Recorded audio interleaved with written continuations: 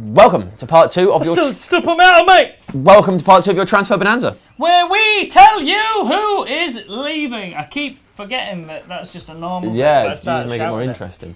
So, who is leaving? Well, potentially David De Gea. Oh my God. It's tricky. We are going to be filling you in every single week until he stays or until he leaves. Whatever, until we have something concrete on what is happening with this bloody boy. Yeah, so initial reports over the last week have been that United wanted to hold out for a world record fee for a goalkeeper, which would be 46 million euros, which would beat the 45 that Juve paid for Buffon.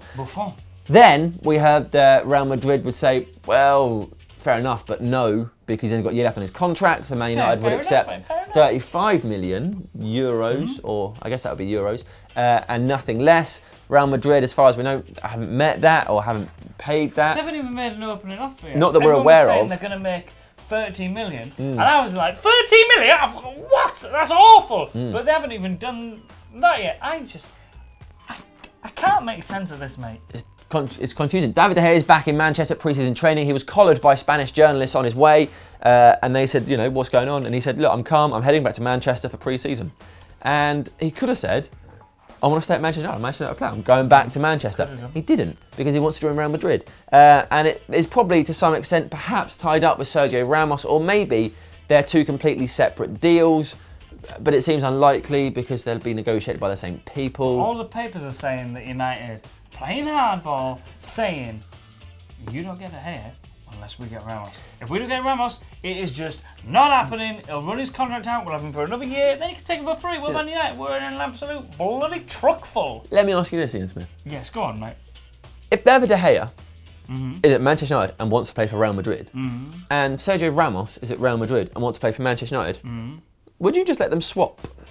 I would. But Real Madrid probably think Ramos is worth more than De Gea. And I think the situation is this bloody contract thing. If they were both in long-term contract with 5 years left, then I think a straight swap would probably be okay. You look at the longevity of De Gea. Usually a goalkeeper isn't an expensive position, and the defender is more so. But it's this contract thing that's disputing it, mate.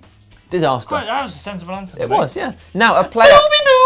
boobs! Just back to normal. Getting it. Yeah, nice. Leveling it out, mate. So, both worlds. A player who has left Manchester United is Nani. He's gone to Fenerbahce for what I think is a ridiculously low price of £4.25 million. Thought he was worth 4.26 at least. But in 2010-2011, which is only 4 years ago, maybe, is that good math? I think that's right. He was Manchester United's Player of the Year in the season we won the league.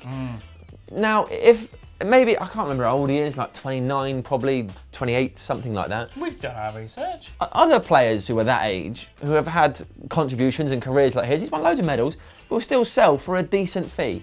You would expect 8. I was like, what's that? We'll get 8 million for Nani. Yeah, we're so bad at selling players for any money.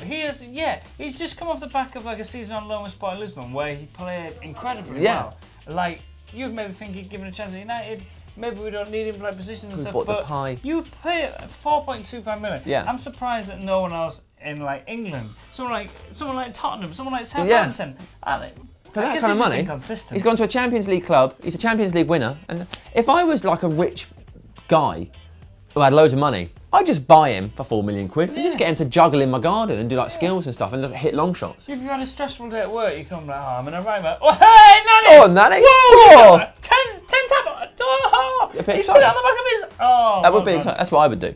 Right, let's move on to Robin van Persie, because The Guardian reported that he has agreed personal terms to join Fenerbahce as well, and that it was all going to go through, and that Manchester United was sort of selling him in secret. Everybody just accepted that as true.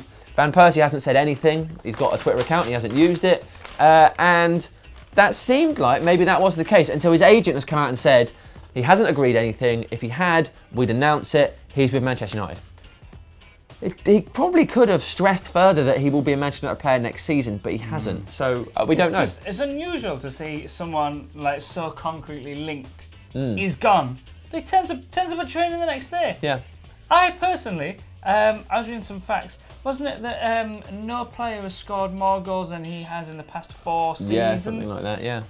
He scored, considering how little he played, didn't he still score some, like a decent amount of goals for us? Like, yeah, last year. If he could return to form, It'd be wonderful. It would be incredible, mate. Yep. Now, a lot of people ask us about Angelo Henriquejo and whether or not he has, in fact, joined Dinamo Zagreb properly. Is it a loan? We get asked this all the time. And the answer is we've never known. But we do now because Manchester United announced the other day that he has, in fact, joined them properly. He is now their player, not Manchester United. We won't talk about him again. Thank God that he wasn't someone who had, gone off on loan and really impressed and scored a load of goals or anything like that we've let go for not a lot of money. Yeah. I just thank God that hasn't happened. Because if you give somebody a loan, you think, well, go do your best, impress. If you do really well, we'll at least take you on the tour. And I mean, he only scored 21 goals and helped his team win the league. So yeah, I think he's done awful and he's been packed out. Good riddance. Good riddance to him. Talking about people who have been packed out, good riddance to him. Ben Amos. Yeah. Long time servant for Manchester United. Yeah. One of our greatest goalkeepers of all time, but unfortunately he has gone off to Bolton. He has. He's joined on a free contract. Free transfer. On a 5-year contract. Free contract, just meant they don't pay him. Yeah, that's not it. 5-year contract, free transfer. And finally, Saidy Yanko has joined Celtic, which has upset a lot of people because he was someone who was touted for a long time by a lot of people in the know. Even he was going to be really good. Said that yeah. Well, I mean, Celtic it's not like he's joined someone bad. I mean, Celtic are a good team. Champions League football. Yeah. They've got to get past the qualifying stages, aren't they? Yeah, but so have we. But you would have thought maybe they'd give him a go. Never mind. That is your transfer bonanza for this week. Let us know what you thought. Get in the comments below. As always, subscribe to Full Time Devils. Have a look at the Football Republic because we're doing exciting things with them. So subscribe to them as well. And just have a really, really great day. And a balanced diet.